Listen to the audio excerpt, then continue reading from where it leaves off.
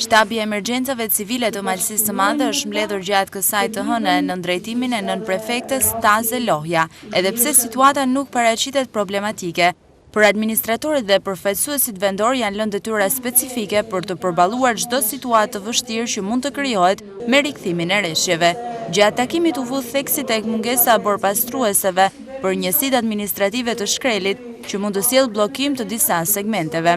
Të tilla situata kanë qenë prezente në zonën e Kelmendit dhe në rrugët Dedaj Razëm e Dedaj Bog. Firmat kontraktore nuk është se kanë fillu akoma punën, disa kanë kalu në jurisdiksionin e bashkisë, por sipas bashkisë nuk kanë fondet dhe buxhetin e duhur për mirëmbajtje. Bashkëpunimi me policinë është në nivelin e duhur me gjitha institucionet, por puna është tek bashkia që do të njekun me përpikmëri problemet e emergjencave në raste rrezikut për banorët.